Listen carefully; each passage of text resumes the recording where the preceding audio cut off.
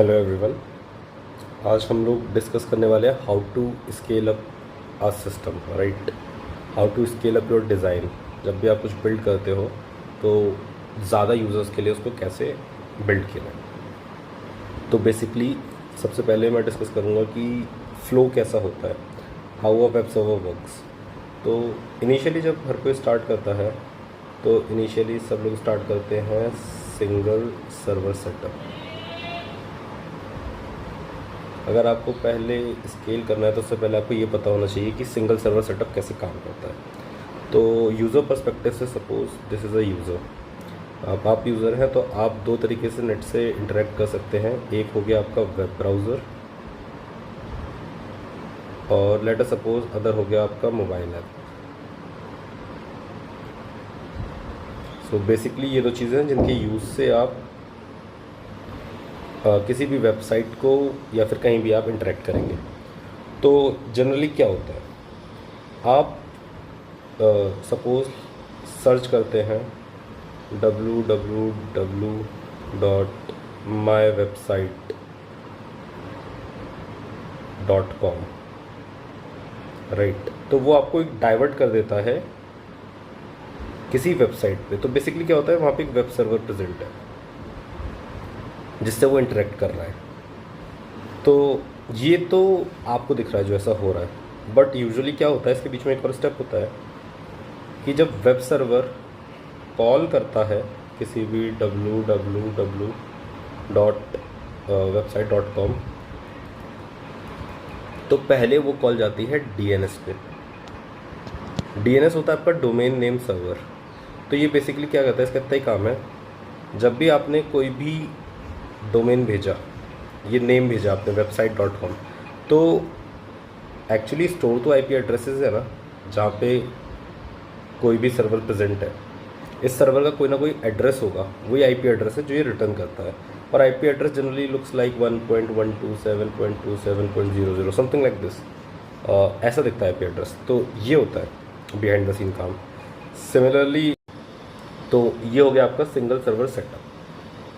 अब इसमें क्या हुआ, सबसे पहला जो काम हुआ इसमें वो था कि आपने DNS को कॉल किया, राइट। DNS को कॉल किया, आपने वेबसाइट का नेम भेजा और DNS ने आपको IP एड्रेस रिटर्न कर दिया, ठीक है। उसके बाद दूसरा काम था, जो वो IP एड्रेस आ गया, उस IP एड्रेस से आपने एक वेब सर्वर कॉल किया जिसने आपको आपका डायरेक्टेड रिजल्ट दे दिया, okay. Now the second part is database. इन सब में डेटाबेस कहाँ लाई करता है, ये तो आपका बेसिकली सेटअप हो गया। अब डेटाबेस, ये वेब सर्वर है, ये आपको डेटा कहाँ से ला के दे रहा है, तो उसी में ये वेब सर्वर फर्दर कॉल करता है एक DB को। तो DB हम लोग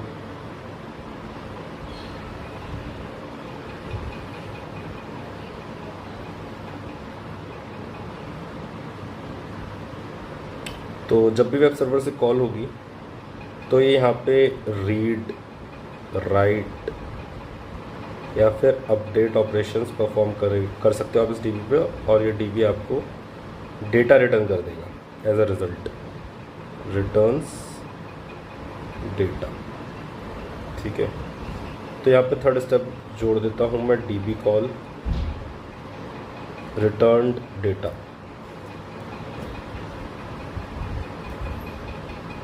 ठीक है। अब जब DB की बात हुई है तो we have multiple type of DBs, तो मैं बताता हूँ आपको। तो हम लोग बात कर लेते हैं DBs की। तो बेसिस जनरली टू टाइप्स के होते हैं। एक होता है आपका रिलेशनल DB, एक होता है आपका नॉन रिलेशनल DB, ओके। सो रिलेशनल DB में आपने बहुत सारे एग्जांपल्स सुने होंगे, बहुत फेमस हैं MySQL, एक one of the most famous, PostgreSQL and many more, okay. एक बहुत कॉमन सी चीज़ है, ये टेबल की फॉर्म में स्टोर करता है row and columns, right. So it stores in the form of table. Interview के हिसाब से क्या इंपॉर्टेंट है वो चीज़ डिस्कस करते हैं। बात करते हैं कि नॉन रिलेशनल डीबी क्या होता है। बेसिकली नॉन रिलेशनल डीबी में भी बहुत टाइप के डीबीज होते हैं। जैसे कि पहला बताऊं मैं आपको, तो होता है की वैल्यू स्टोर। सबसे ज़्यादा यूज़ होने वाला यही है, की वैल्यू स्टोर। कॉस्मोस डीबी आप कह सकते हैं। कॉस्मोस डीबी का इतना नाम नहीं सुना होगा। This is a database by Microsoft. Then most famous is Mongo DB. Key value store हो गए, तो इसके बाद हमारे पास आते हैं ग्राफ स्टोर्स। जब आपको ग्राफ या कुछ लोकेशन या समथिंग कोऑर्डिनेट्स वगैरह स्टोर करने हो तो वहाँ पे ग्राफ स्टोर्स काफ़ी काम आ सकते हैं। फिर आते हैं हमारे कॉलम स्टोर्स, एंड फिर आते हैं हमारे डॉक्यूमेंट स्टोर्स। तो इसमें जो सबसे इम्पोर्टेंट है वो है आपका नंबर 1 एंड नंबर 2। तो नंबर 1 का आप जनरली बहुत यूज़ करोगे। तो अब मेजर डिफरेंस की बात करते हैं, रिलेशनल और नॉन रिलेशनल में क्या है। एक्चुअली नॉन रिलेशनल में join operation is not supported.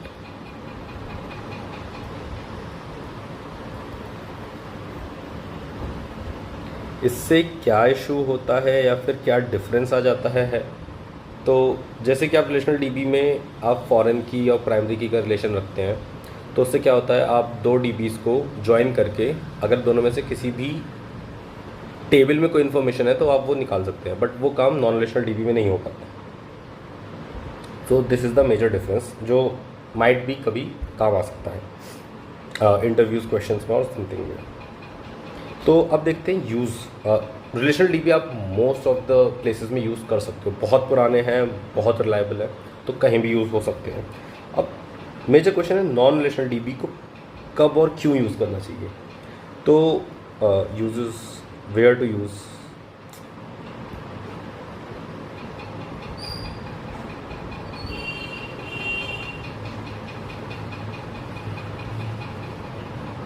Non relational DB,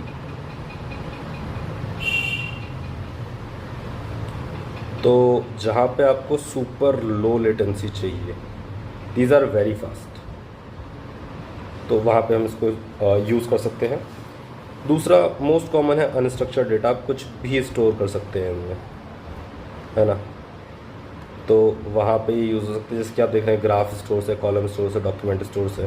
तो the supports unstructured data to be saved. और जब huge amount of data is there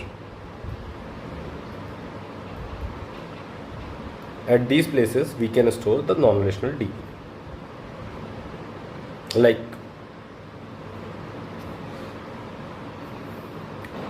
now, one of the most important thing is load balancer. मतलब कोई भी आप interview में design बना रहे हैं तो वहाँ पे लोड बैलेंसर तो लग ही जाएगा। तो जैसे नाम से पता चल रहा है, it basically balances the load. Okay, इसको यूज़ कहाँ करते हैं वो देखते हैं। जैसे कि यूज़र था, ये वेब ब्राउज़र हो गया, ये मोबाइल ऐप हो गया। Web browser, mobile, okay. तो यूज़र हो गया। इसके बाद अगला काम क्या था, ये सर्च करेगा www.website.com, ओके, जो कि कॉल जाएगी डीएनएस पे। डीएनएस वापस करेगा एक आईपी एड्रेस। स्टेप 2 ये हो गया। अब जब ये एक आईपी एड्रेस करेगा तो फिर उसके बाद हम कॉल करते हैं वेब सर्वर को, ओके। तो वेब सर्वर जनरली हम लोग मल्टीपल वेब सर्वर्स रखते हैं, ताकि अगर कभी कोई भी वेब सर्वर डाउन हो जाए तो हमारा सिस्टम डाउन ना हो। अब वो कैसे रखते हैं, उन दोनों के बीच में कैसे कम्युनिकेशन होता है, उस पर आगे डिस्कस करेंगे। लेकिन for now consider there are multiple web servers, okay. So these are web servers.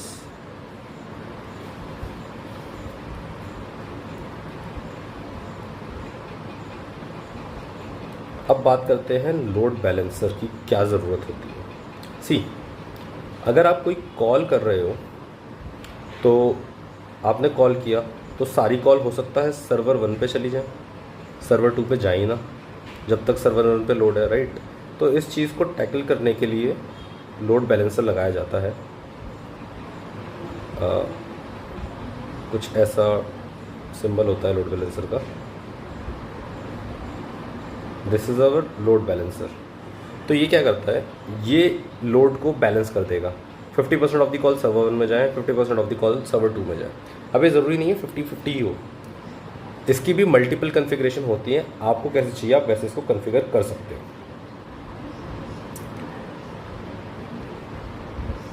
ठीक है। तो हो सकता है इसके भी कई सारे मेथड हैं। One of the most used है राउंड रॉबिन। राउंड रॉबिन में मतलब पहली कॉल सर्वर 1 पे जाए, दूसरी कॉल सर्वर 2 पे जाए, तीसरी कॉल सर्वर 3 पे जाए, चौथी कॉल सर्वर 4 पे जाए, ऐसे करके इट इज़ कन्फिगर्ड।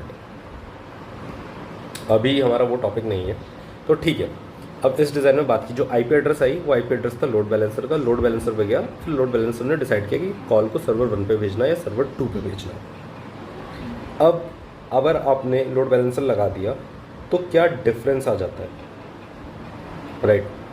सपोज ये लोड बैलेंसर आपको कॉल करेगा यहाँ पे 88.1.0.11 एंड अदर्स भी 88.1.0.12 समथिंग लाइक दिस। इनके आईपी एड्रेसेस होंगे जो लोड बैलेंसर खुद डाइवर्ट कर देगा। तो लोड बैलेंसर के बाद डिफरेंस ये आता है कि जब आपका यूज़र है वो डायरेक्टली वेब सर्वर्स को एक्सेस नहीं कर सकता। इनको हम क्लाइंट्स कहते हैं। तो जो आपका इम्पैक्ट आएगा, क्लाइंट आपका ये है वेब ब्राउज़र या mobile browser can not directly reach to servers.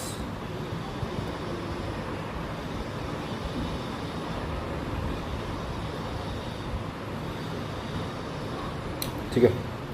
तो अभी तक हमने क्या किया है, हमने देखा क्लाइंट कैसे एक सर्वर को कॉल करते हैं। पहला स्टेप होता है डीएनएस से आईपी एड्रेस लेना, फिर उस आईपी एड्रेस पे कॉल करना। उस आईपी एड्रेस पे आप लोड बैलेंसर लगाते हो ताकि बहुत सारी कॉल्स हों तो वो इक्वली डिवाइड हो सके मल्टीपल सर्वर्स के बीच में। हम एक सर्वर की जगह मल्टीपल सर्वर रखते हैं। इन केस ऑफ एक सर्वर डाउन है तो दूसरा सर्वर हैंडल कर सके बाकी सारी रिक्वेस्ट को, ठीक है। अब बात करते हैं डेटाबेस की। सी, अगर सर्वर्स भी बहुत सारे हैं और डीबी एक है, तो अगर आपका वो डीबी ही डाउन हो गया तब क्या होगा, तब तो आपकी वेबसाइट डाउन हो जाएगी, कोई भी डेटा अवेलेबल नहीं होगा। तो उसी केस के लिए हम लोग डेटाबेस रेप्लिकेशन करते हैं।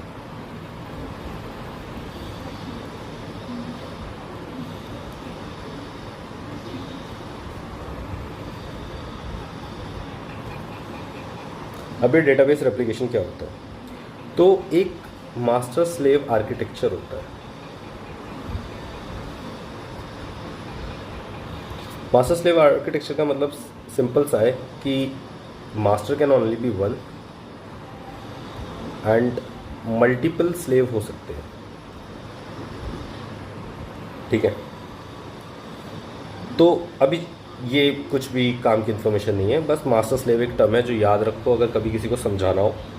तो क्या मतलब है, अब बताता हूँ मास्टर और स्लेव क्यों बताया मैंने। हमेशा याद रखना कि अगर कोई भी हमें राइट ऑपरेशन करना है, राइट ऑपरेशन, तो वो हम हमेशा मास्टर में ही करेंगे। मास्टर में हमेशा राइट होगा और स्लेव में रीड होगा, ठीक है। ये चीज़ हमेशा ध्यान रखना, right in master, read in slave. अब इसका क्या मतलब है, तो सपोज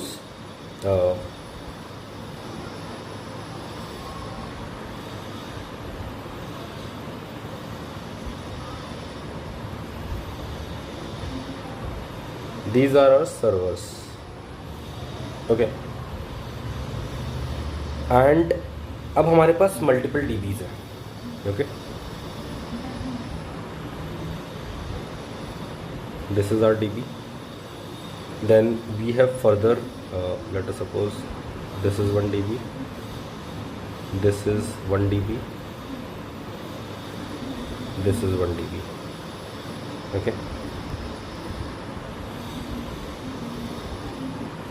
तो मैं कह रहा हूँ चलो इसको हमने सपोज कर लिया ये मास्टर है और बाकी सारे स्लेव।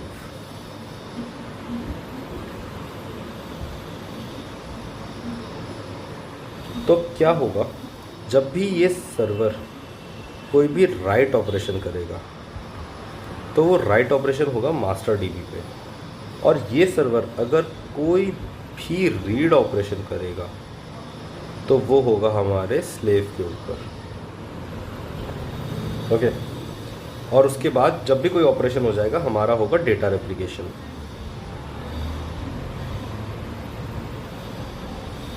ये हो रहा है हमारा डेटा रेप्लिकेशन। डेटा रेप्लिकेशन क्यों? ताकि सारे डीबीज अपडेटेड रहें सेम वैल्यू से, कभी भी कोई कॉन्फ्लिक्ट ना आए। अब इसमें जनरली क्या हो सकता है,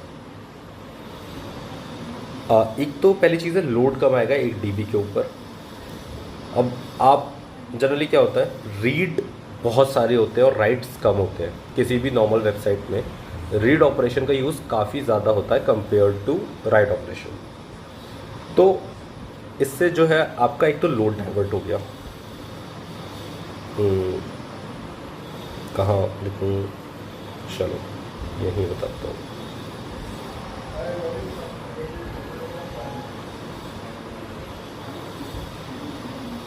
तो इससे पहला फ़ायदा क्या हुआ, लोड डाइवर्जन। ठीक है, जितनी भी रीड कॉल थी वो सब चली गई आपकी स्लेव डीबीज पे और मास्टर ने सिर्फ राइट रखा। इससे हाई अवेलेबिलिटी हो जाएगी आपकी, क्योंकि डीबी डाउन कम होगा, डाउन टाइम कम हो जाएगा। अब लेट अस सपोज कोई ये भी कह सकता है कि मास्टर ही डाउन हो गया तो क्या, see this is also possible कि मास्टर डाउन हो जाए। तो ये एक इम्पॉर्टेंट पॉइंट है, अगर मास्टर डाउन हो जाता है तो any one slave DB will take the place of master DB.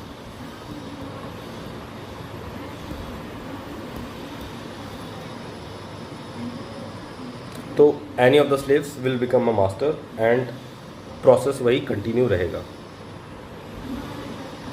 तो आई थिंक इतना बहुत है। I will come up in next video इसके आगे कि क्या क्या इम्पोर्टेंट है। तो बेसिकली आज हमने क्या क्या देखा है कि how client interacts with web server, what is the role of DNS, what is the role of DB, what is the role of load balancer, and how to call multiple servers and how to call multiple DBs. तो चलिए ठीक है, बाकी next video में देखते हैं। Thanks.